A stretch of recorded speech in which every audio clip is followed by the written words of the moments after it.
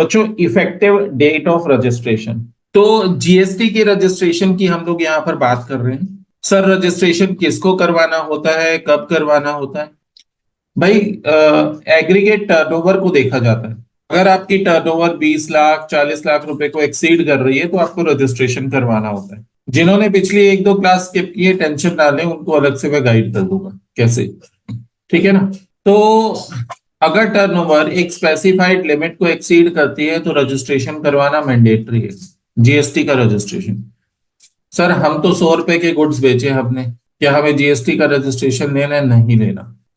Normally maximum goods में 20 लाख तक की लिमिट तो है ही है। आप हरियाणा में रह रहे हो, ठीक है, तो यहाँ 20 लाख 40 लाख वाली लिमिट तो है ही है, सर्विसेज और उसके केस में, गुड्स के केस में, ठीक है ना। अदर स्टेट्स में आता है हरियाणा, सर्विसेज 20 लाख रुपए तक आपको रजिस्ट्रेशन करवाने की जरूरत नहीं है, सर्विस प्रोवाइड कर रहे हो तो, और गुड्स प्रोवाइड कर रहे हो तो 40 लाख रुपए तक आपको रजिस्ट्रेशन करवाने की जरूरत नहीं है अदर स्टेट्स के केस में। Effective date of registration, let's see. अच्छा, जब हम इफेक्टिव डेट ऑफ रजिस्ट्रेशन की बात करते हैं तो 3 डेट्स यहाँ पर इंपॉर्टेंट है। अगर आपकी टर्नओवर, आपकी एग्रीगेट टर्नओवर 40 लाख को एक्सीड करती है तो लिमिट कितनी है? 40 लाख रुपीस की। अगर 40 लाख को आपकी टर्नओवर, एग्रीगेट टर्नओवर एक्सीड करती है तो आपको रजिस्ट्रेशन करवाना है, अगर आप गुड्स में डील कर रहे हो। सर ये एक्सीड कब हुई, ये लिमिट एक्सीड कब हुई? एक्सीड हुई 10 अगस्त को। तो पहली डेट आपके पास कौन सी आ गई? 10 अगस्त। 40 लाख से कम की सेल है, आपको रजिस्ट्रेशन नहीं करवाना।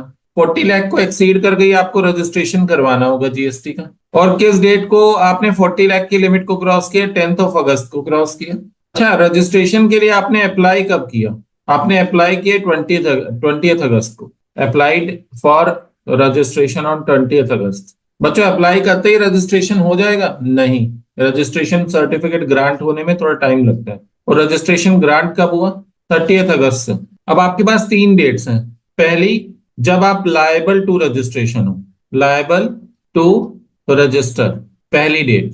जिस डेट को आपको आपकी लिमिट एक्सीड हो गई उस डेट को आप लायबल टू रजिस्टर हो गए। दूसरी डेट जिस दिन आपने अप्लाई किया, जिस दिन आपने अप्लाई किया।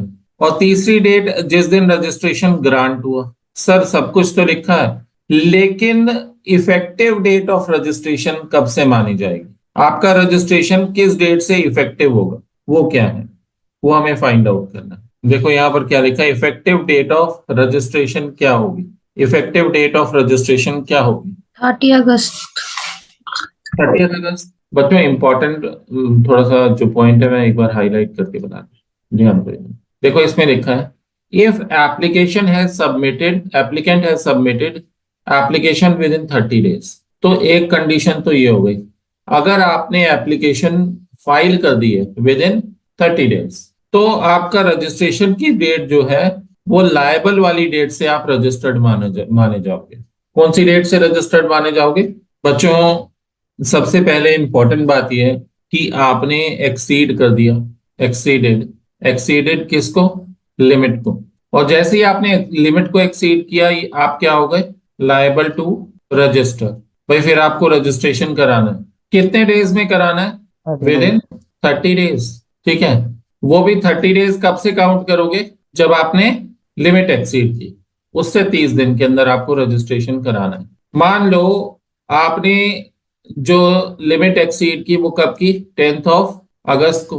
अच्छा, अब आपने अप्लाई कर दिया रजिस्ट्रेशन के लिए। सर ये किस डेट को किया आपने? 20 अगस्त को कर दिया। फिर आपको रजिस्ट्रेशन जो ग्रांट हुआ वो हुआ 30 अगस्त को ग्रांट हो गया। अब आपसे पूछा जा रहा है आपका रजिस्ट्रेशन किस डेट से माना जाएगा, उसे क्या बोलते हैं? Effective date of registration. आपकी इफेक्टिव डेट ऑफ रजिस्ट्रेशन क्या है, ये पूछा जा रहा है। क्या आप 10 तारीख से रजिस्टर्ड माने जाओगे, या आपने 20 को एप्लीकेशन लगाई 20 तारीख से रजिस्टर्ड माने जाओगे, या जिस दिन आपको एक्चुअल में रजिस्ट्रेशन ग्रांट हुआ उस दिन से आप रजिस्टर्ड माने जाओगे? बच्चों यहां ध्यान देना, यहां पर अगर आपने लायबल फॉर रजिस्ट्रेशन से 30 दिन के अंदर अगर रजिस्ट्रेशन करा लिया है तो आप लायबल वाली डेट से रजिस्टर्ड माने जाओगे। वो आपकी इफेक्टिव डेट ऑफ रजिस्ट्रेशन हो।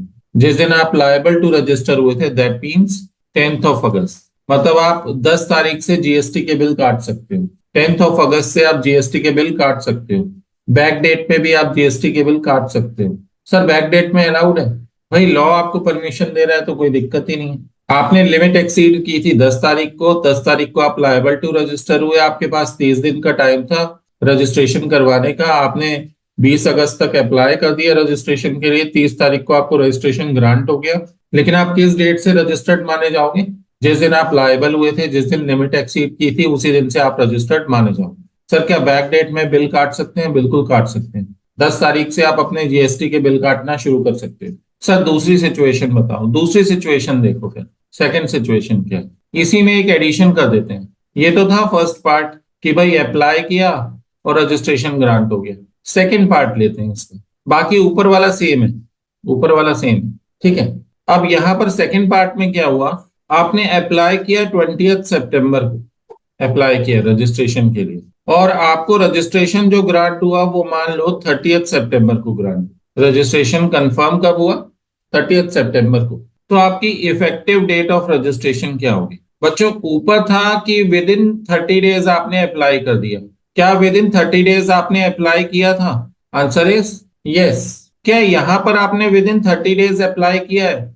सर 10 तारीख No. को, 10 अगस्त को लिमिट एक्सीड हुई और अप्लाई कब किया?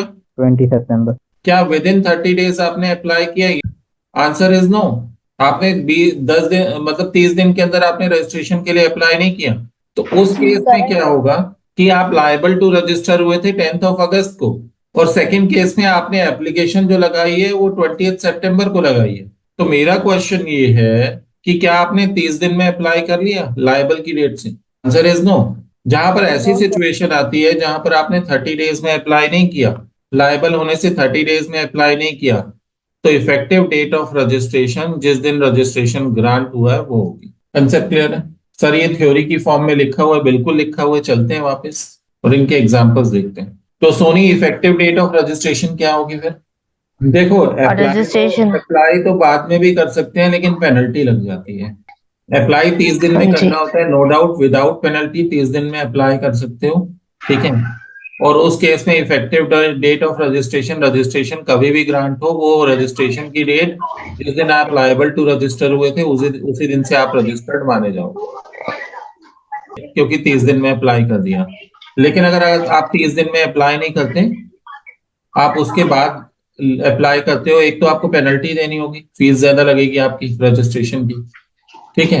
यस सर दूसरा ये होगा कि रजिस्ट्रेशन की डेट जिस दिन आपको रजिस्ट्रेशन सर्टिफिकेट मिलेगा उस दिन डेट ऑफ रजिस्ट्रेशन मानी जाएगी। मतलब जिस दिन रजिस्ट्रेशन ग्रांट होगा वही आपकी इफेक्टिव डेट ऑफ रजिस्ट्रेशन होगी। डन। देखो अब इस एग्जांपल को, ऊपर वाली लाइन भी रीड कर लेते हैं और एग्जांपल भी देख लेते हैं क्या दिया हुआ है। सबसे पहले तो लिखा है if applicant has submitted application with in a period of 30 days he will be considered to be registered from the date on which he becomes liable to registration। अगर वो 30 दिन के अंदर अप्लाई कर देता है, एप्लीकेशन 30 दिन में लगा देता है, तो कब से रजिस्टर्ड माना जाएगा? जिस डेट को वो लायबल टू रजिस्ट्रेशन हुआ था उस डेट से वो रजिस्टर्ड माना जाएगा। ये लेकिन यहाँ कहानी चेंज हो जाती है। इफ लगा दिया, if application is given after 30 days, effective date of registration shall be the date of granting registration. तो जिस दिन ग्रांट किया रजिस्ट्रेशन वो आपकी इफेक्टिव डेट ऑफ रजिस्ट्रेशन मानी जाएगी। यहाँ पर mister x supplying goods limit exceed हो गई 10 अगस्त को, तो इस दिन वो लायबल हो गया, ठीक है। 20 अगस्त को उसने एप्लीकेशन लगा दी, 30 अगस्त को उसको रजिस्ट्रेशन मिला, लेकिन इफेक्टिव डेट ऑफ रजिस्ट्रेशन क्या होगी? 10 अगस्त, जिस दिन वो लायबल हुआ था, ठीक है। यहां से कंडीशन फिर चेंज हो जाती है। अब उसने 15 सितंबर को अप्लाई किया, क्या 30 डेज में अप्लाई किया? 10 अगस्त को लिमिट एक्सीड हुई थी, 15 सितंबर को अप्लाई किया, 30 डेज में अप्लाई नहीं किया, तो एप्लीकेशन लगाई 15 सितंबर को, रजिस्ट्रेशन ग्रांट हुआ 25 सितंबर को। बच्चों इफेक्टिव डेट ऑफ रजिस्ट्रेशन क्या होगी? 25 सितंबर, बिल्कुल। नेक्स्ट पॉइंट देखते हैं, नेक्स्ट क्या दिया हुआ है। Turnover of mister x supplying goods on 10 August 2022 is ₹35 lakh. तो यहाँ पर 35 लाख है 10 अगस्त को। He applied for voluntary registration and registration was granted on 25th August 2022. In this case, registration is effective from 25th August. बच्चों यहाँ कोई लायबल वाली date है? ऊपर वाले केस में उसका रजिस्ट्रेशन जो था मैंडेटरी था। मैंडेटरी रजिस्ट्रेशन तब होता है जब आपकी लिमिट एक्सीड हो जाती है, और जब आपकी लिमिट एक्सीड नहीं हुई फिर भी आप अपनी मर्जी से रजिस्ट्रेशन करा रहे हो तो उसे क्या बोलते हैं? Voluntary registration. कोई डाउट तो नहीं है? अच्छा, वॉलेंट्री रजिस्ट्रेशन में लायबल वाली कोई डेट होती है क्या? आंसर इज नो, होती नहीं है, क्योंकि लिमिट ही एक्सीड नहीं हुई तो लायबल वाली डेट ही नहीं है। लायबल वाली डेट नहीं है, और इसमें वॉलंटरी रजिस्ट्रेशन में जिस दिन आपको रजिस्ट्रेशन सर्टिफिकेट ग्रांट होता है, ठीक है, जिस दिन आपको रजिस्ट्रेशन सर्टिफिकेट ग्रांट होता है वही आपकी इफेक्टिव डेट ऑफ रजिस्ट्रेशन होती है। कोई डाउट तो नहीं है? If his turnover has exceeded 40 lakh on 20th August 2022, in this case applicant should inform the department for change of category REG 04। तो फिर उसको इन्फॉर्म करना पड़ेगा। अगर लिमिट एक्सीड होती है तो फिर उसको डिपार्टमेंट को इन्फॉर्म करना पड़ेगा, क्योंकि 10 अगस्त को उसने अपनी मर्जी से एप्लीकेशन लगाई थी, वॉलंटरी एप्लीकेशन लगाई थी। एप्लीकेशन उसने कब लगा दी थी? 10 अगस्त को। अच्छा, लायबल कब हुआ फॉर रजिस्ट्रेशन? 20 अगस्त को। उससे पहले ही वो अप्लाई कर चुका था। जब अप्लाई किया था तो वो वॉलंटरी रजिस्ट्रेशन के लिए गया था, वॉलंटरी रजिस्ट्रेशन के लिए। अब भाई उसका स्टेटस चेंज हो गया। अब उसका क्या हो गया? कौन सा रजिस्ट्रेशन हो गया? मैंडेटरी रजिस्ट्रेशन हो गया। भाई लिमिट एक्सीड होते ही लायबल हो गया रजिस्ट्रेशन के लिए, मैंडेटरी रजिस्ट्रेशन हो गया। तो उसको इन्फॉर्म करना होगा डिपार्टमेंट को। इन्फॉर्म किसको करना होगा? डिपार्टमेंट को, कि भाई मेरी कैटेगरी चेंज कर दो। ठीक है, तो उस केस में फिर एक लायबल वाली डेट भी आ जाएगी। लायबल वाली डेट कौन सी आ जाएगी? 20th अगस्त। और उसको रजिस्ट्रेशन जो ग्रांट हुआ वो किस डेट को? अब इफेक्टिव डेट ऑफ रजिस्ट्रेशन कौन सी होगी? बच्चों, लायबल की डेट आ गई ना बीच में, और आपने डिपार्टमेंट को इन्फॉर्म कर दिया, स्टेटस चेंज करवा लिया, और जिस दिन रजिस्ट्रेशन ग्रांट होगा फिर वो किस डेट से इफेक्टिव होगा? लायबल वाली डेट से इफेक्टिव होगा।